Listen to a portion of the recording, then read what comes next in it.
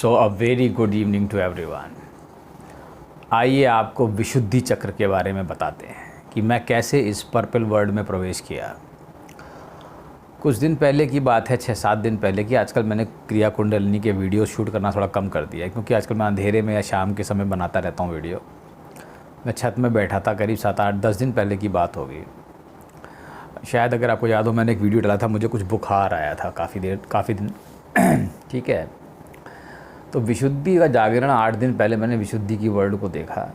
वो एक purple word है, लेकिन इसका इनिशिएशन बहुत कठिन है। विशुद्धि का वास्तव में सबसे कठिन तो वैसे अनाहत है, ठीक है। इसको तो आप झेल ही नहीं सकते हैं। इसका जब अवेकनिंग है, इट्स वेरी डेंजरस। इसमें तो खैर बहुत कुछ हो गया, लेकिन ये भी कुछ कम नहीं है। विशुद्धि मैं आपको सही बता रहा हूँ, ये अगर ये 10 है तो ये 8 है। पहले 11 दिन तो 7-8 दिन तो बुखार ही मुझको रहा, एकदम थकाउट बुखार, हिले ना।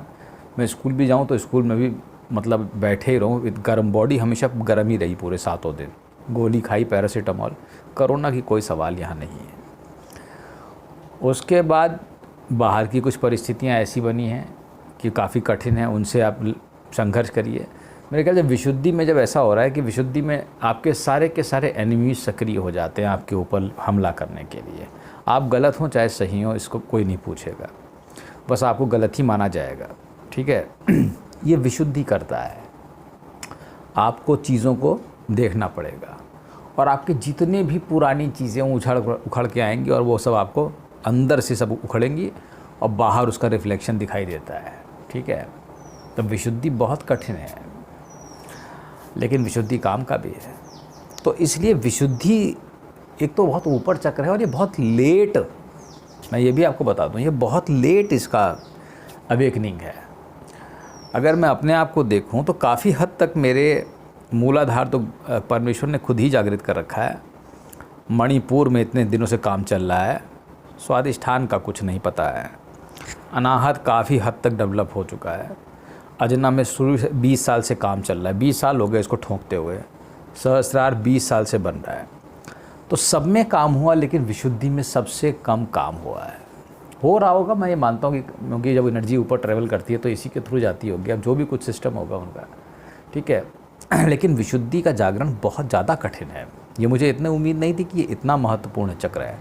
ये इसलिए महत्वपूर्ण इसका बढ़ जाता है, इसका कारण क्योंकि ये आपको एक तो त्रिकालदर्शी बना देता है, ठीक है। क्योंकि इसका जो इफ़ेक्ट है वो सीइंग और लिसनिंग दोनों में जाता है, ठीक है। लिसनिंग और सीइंग कुछ हद तक हो सकता है, मुझे लगता है यहाँ होता है तो जीभ में भी जाता ही होगा, मुंह में। इसका तीनों सेंसेस पे अच्छा खासा इफ़ेक्ट रहता है, ठीक है। तो इसके अलावा जो बुढ़ापा है और जो बीमारियाँ हैं, अगर ये जागृत है तो नहीं होंगी, ठीक है।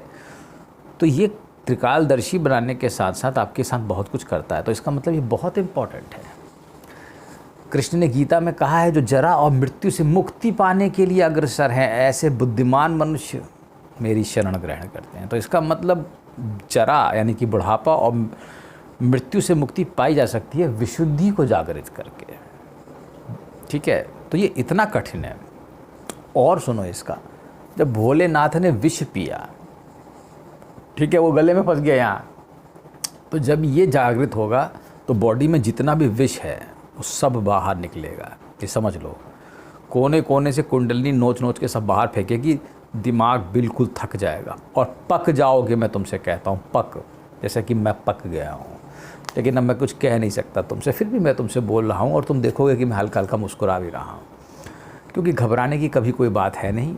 मधुराधिपति का सब कुछ मधुर है, ठीक है, याद रखना, चाहे कुछ भी हो जाए। तो इस प्रकार से विशुद्धि एक महत्वपूर्ण चक्र है, ठीक है। खैर, मैं तुम्हें अपना अनुभव ही बताता हूँ। जब मैं बैठा था तो मैंने पहली बार ऐसा देखा कि आंखों के चारों तरफ पर्पल प्रकाश फैला। इट वाज हल्का हल्का पर्पल सा था। उसके बाद उसके बीचों में एक ब्लैक सा डॉट आता है ऐसे करके, ठीक है। और उस डॉट में शायद अब एंट्री करनी होगी। मैं किसी भी डॉट में अभी तक एंट्री नहीं कर पाया हूँ। मुझे बड़ा खेद है कि मेरे को बहुत ज़्यादा समय लग रहा है। मैं भगवान कृष्ण से कहता भी हूँ, काफ़ी समय हो गया, मुझे कुछ नया नहीं दिखाया तुमने। तो उन्होंने विशुद्धि का कुछ दिखा दिया, लेकिन ये कुछ, मैं ये नहीं कहता कि ये बड़ी चीज़ है, लेकिन ये तो खाली देखना है एक चक्र को कि आप में हाँ ये चक्र है, क्या है, कुछ नहीं है, जब तक कि आपके पास उस चक्र का पूरा ओवरऑल डेवलपमेंट ना हो जाए।